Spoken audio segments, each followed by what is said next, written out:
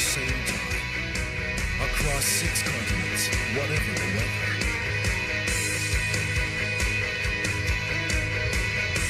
Night or day, across mountains and valleys, along coastlines and through cities, running at an event or using the app, alone or with friends, until the catcher car catches every last person, all for one great cause: spinal cord injury research.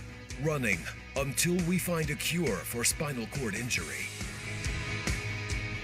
The world's biggest running event starts now.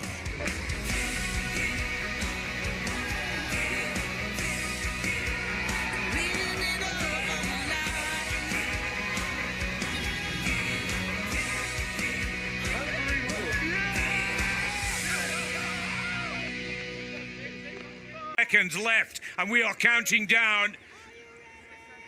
You can hear the screams of "Are you ready?" in 66 different countries. 203 locations are ready to run for those who can't.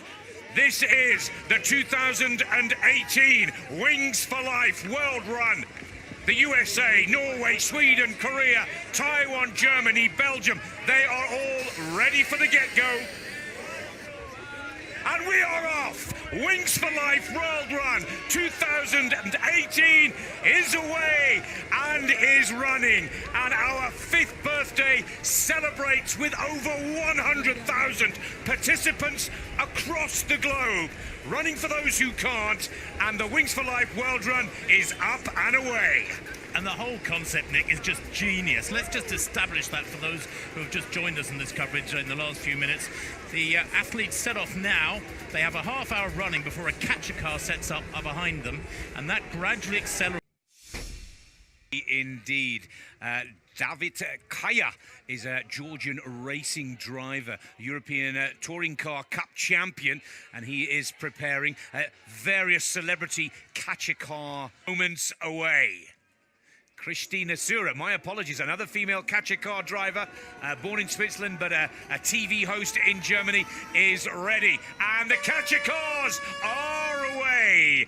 Now, this is the first of the messages to all the app runners and event runners that they know the catcher car is looking to stop their run. Now, this is when a lot of the runners feel the fun here, but also feel the motivation. Tim, when you know that catcher car is coming, it's amazing how they find another gear. They start to find more kilometers. Their stride pattern gets that little bit quicker. Absolutely. You know, it doesn't matter if you're an elite middle distance runner, long distance runner on the track, road racer, ultra distance runner, you can't resist looking over your shoulder to see what's coming up behind you. And that fear factor is what keeps many people, keeps the adrenaline flowing and keeps them running harder for longer. So when it becomes relevant and a little with that shot, he of course would be going for a long run on a Sunday morning. It's almost a religious, ceremonial thing for distance runners, a long run on a Sunday morning, 1 and 2, 3 hours if you're a marathon runner. So he's just combining it with a fabulous role in Wings for Life World Run 2018. Good for him. Brilliant work. It couldn't be anywhere else in the world, really, that shot, could it? Let's take a look at some of the leading locations. And in the app runs,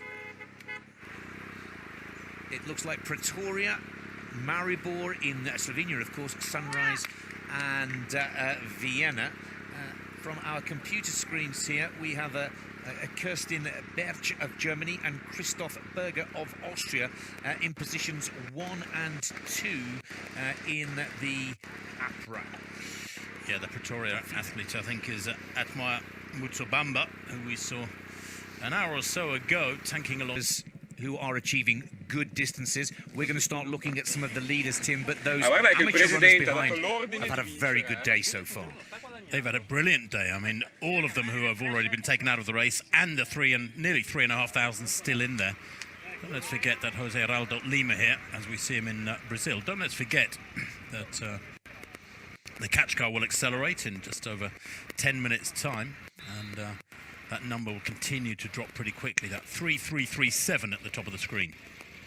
Well, let's go to the global race control and hear from our sport directors, Colin Jackson and Mark Harrimans, on the competition so far. Quick update. Expected that. Let's take a look at the global current leaders. As we've just seen live in Sunrise, Florida, Anderson is at the top of the table at 50.6 kilometers. Musa Pambawa, running in Pretoria, South Africa, is second. Then Strasser, and then Lima.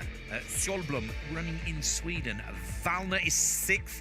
The Austrian runner in Vienna at 48.3 kilometers.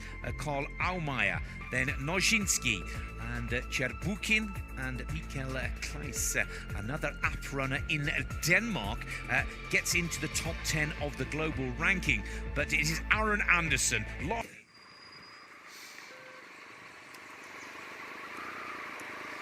And is this the leader, the men's leader? Yes, it is, in Rio de Janeiro. This is José Eraldo Lima, not only leading in Brazil, but currently third in the chase for the global competition, still led by Aaron Anderson, the Swedish wheelchair athlete down in Sunrise, Florida, USA. But José Lima going on there, and hence the stride length has gone a little bit. The leading location, well, of course, it is Aaron Anderson at 40 miles in Sunrise, Florida. Nick's 64.5 kilometers gone. Anderson was on schedule a little while ago for 94 kilometers. We'll get an update of whether he has slowed or not, with the weather conditions surely affecting him detrimentally to some degree. Most importantly, he's 8 kilometers clear of the catcher car, Aaron. Hard area to watch on the big screens. José Lima from Brazil, running in Brazil, leads the men's race there, but he's also lying third in the global standings. Now, this is something that we've seen before and is nothing new. No reason to press any panic buttons just yet, but he's just having a little bit of a breather and taking in some hydration, some liquid.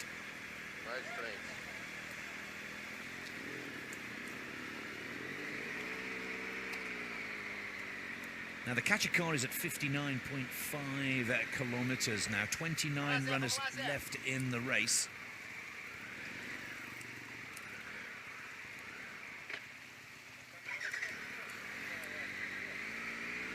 Incidentally, still predicted to get to 94 kilometers. And Nick, he's a long way out in front. Nobody really threatening last year's global champion.